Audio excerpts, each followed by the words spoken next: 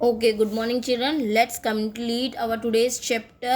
Lesson number 8 agriculture से the last topic of this chapter. आगे का जो भी टॉपिक है इस पेज यहाँ तक के जो पेज के बाद का जो भी टॉपिक आपके टेक्स्ट बुक में होगा वो चिल्ड्रन ओमिट है।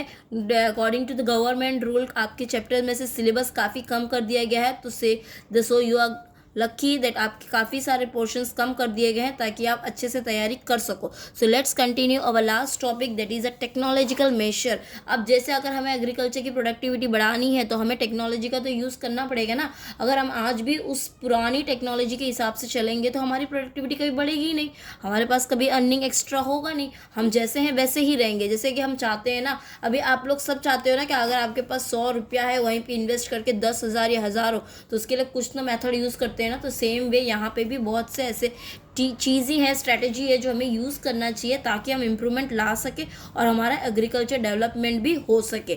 जैसे मैंने यहाँ पे लिखा हुआ है, compare to institutional measure technological measures are more easy to fast to get the benefit. तो यहाँ पे टेक्नोलॉजिकल जो न्यू टेक्नोलॉजी साइंस डेवलप करती है वो हमें ज़्यादा से ज़्यादा बेनिफिट प्रोवाइड करने में काफ़ी हेल्प करती है। जैसे कि यहाँ पे मैंने स्ट्रेटेजी लिखी है, ये सारी स्ट्रेटेजी है जो हमें फॉलो करना है जिससे हमारे काम हो सकता है।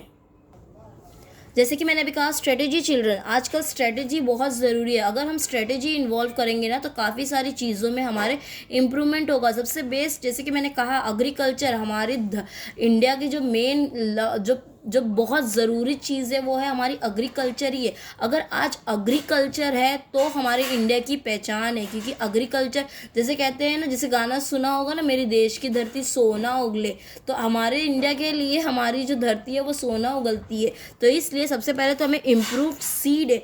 आज अगर हम सीड की बात करते हैं, कितनी सारे साइंटिफिक डेवलप हुआ है जिसकी वजह से more production help in producing the crop. बहुत सारे ऐसे क्रॉप्स हैं जो कि आज स्पीडली डेवलप होते हैं। आज अगर पुरानी टेक्नोलॉजी से बात करें तो पहले किसान बेचारा बीज खरीदता था, फिर वो खेती बाड़ी करके उसमें सींच के डालता था। लेकिन आज क्या है, आज सब हमें मिल रहा है, ईजिली हमें मिल रहा है मार्केट में। कोई तरीके की उसमें डिजीज़ नहीं है। India has achieve notable rise in the food grain. बहुत सारी चीज़ों में आगे आज इंडिया क्या होता जा रहा है, बढ़ता जा रहा है। आज extraordinary rise in the food grain production is known as a place of agriculture. आज इंडिया में इतनी सारी फूड प्रोडक्टिविटी आ चुकी है जिसके वजह से इंडिया का एग्रीकल्चर धीरे धीरे बढ़ता जा रहा है। एट प्रेजेंट इंडिया ही क्या, नेशनल सीड कॉरपोरेशन की अगर हम बात करते हैं, यूनिवर्सिटीज़ की बात करते हैं, priority seed development to increase the agriculture. वो ज़्यादा से ज़्यादा जो भी सीड डेवलपमेंट होते हैं उसको ज़्यादा से ज़्यादा इंपॉर्टेंस। तो इसलिए इम्प्रूव सबसे पहले तो हमें क्वालिटी हमें इम्प्रूव करनी चाहिए, हमें सीड में सबसे पहले चांस देना चाहिए। फिर उसके बाद है यूज़ ऑफ केमिकल फर्टिलाइज़र। जैसे मैंने आपको बताया, पहले के लोग क्या है, गोबर, आज हम गोबर का नाम सुनते कैसे मुंह बनाते हैं, गोबर लगता है तो कितना फेस बनाते हैं, चप्पल में लग गई, सैंडल्स में लग गई, गाड़ी में, हम तुरंत वॉश करते हैं। बट हम ये भूल जा रहे हैं बच्चे कि जो पहले के लोग जो थे ना, वही गोबर की मदद से अनाज बोते थे और वही चीज़ खेती में यूज़ होता था। लेकिन आज हमें ज़रूरत है कि उस गोबर की जगह पे, जो खाद की जगह पे, हमें केमिकल बेस्ड फर्टिलाइज़र जो ऑलरेडी हमें शॉप पे अवेलेबल हो रहा है वो हमें यूज़ करना चाहिए, ताकि इससे हमारी ज़मीन भी सही होती है और प्लस हमारे जो फूड में जो चीज़ की ज़रूरत होती है वो भी टाइम टू टाइम अच्छे से मिल सकता है। उसके बाद आता है इंक्रीज इन इरिगेशन फैसिलिटी। अनाज है, ज़मीन है, बिया डाल दिया, खाद डाल दिया, सब कुछ डाल दिया, लेकिन उसके बाद इरिगेशन ज़रूरी है ना, पानी भी तो चाहिए ना हमारे खेती बाड़ी के लिए, तो वो बहुत ज़रूरी है। तो Indian agriculture sector depend on the sky. हम बारिश का इंतज़ार करते हैं कि कब बारिश आए, कब पानी गिरे, कब खेती में। क्यों? क्योंकि बहुत से ऐसे लोग हैं जिनके पास पानी नहीं है। कोई तो ट्यूबवेल से पानी ले लेता है, कोई किसी को पैसा दे के पानी ले रहा है, बट बहुत से ऐसे लोग हैं ना जिनके पास नहीं है।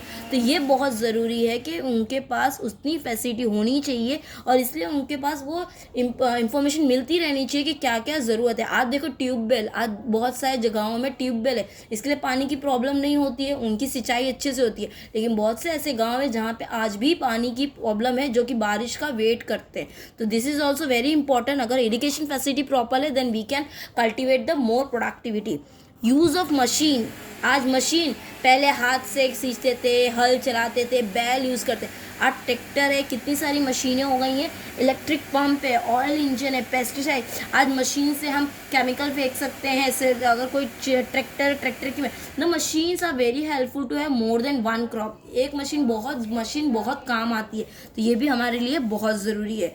फिर उसके बाद आता है children pesticide, ready crop has a danger of various disease and insect, to prevent a crop from various, अगर रेडी हो रहे हैं तो हमें उसका ध्यान रखना, तो इसके लिए हमें टाइम टू उसके लिए पेस्टिसाइड भी करना चाहिए, जहाँ पे ज़रूरत है वहाँ पे हमें उस चीज़ के रिलेटेड स्टॉप करना चाहिए, ताकि हमारी क्रॉप ख़राब ना हो और हमारी जितनी भी मेहनत है वो सही हो जाए। सॉइल टेस्टिंग, ज़मीन, आज लोग पहले जब ज़मीन में जब कुछ डालते हैं सबसे पहले मिट्टी चेक करते हैं, मिट्टी अच्छी है कि नहीं है। आपकी मम्मी भी घर पे देखो जब प्लांट उगाती होंगी ना तो चेक करती है मिट्टी कौन सी लगानी है।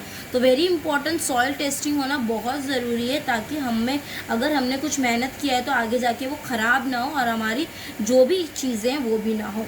फिर अगर हम उसके बाद बात करते हैं ना चिल्ड्रन, तो आता है अदर मेशर्स की अगर मैं बात करूँ ना चिल्ड्रन, तो बहुत ज़रूरी है।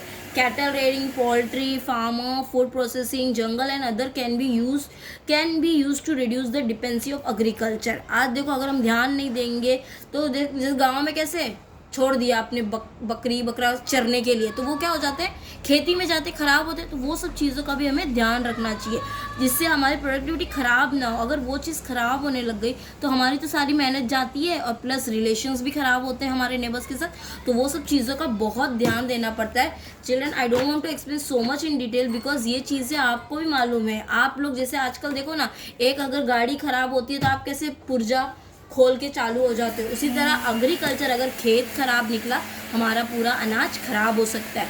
तो ऑलवेज रिमेंबर, अगर हमें अच्छी से खेती बाड़ी करनी है तो we have to use the proper method and new technology so that we can increase our productivity. I hope children आपको आज का सेक्शन क्लियरली समझ में आया होगा।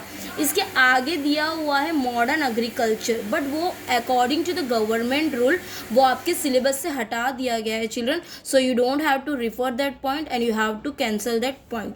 आई होप आपको क्लियरली समझ में आएगा, and again I request please follow each and every line of your chapter and the same topic so that you can understand it clearly. Okay, and the next point we will study, the next chapter we will study in the next week.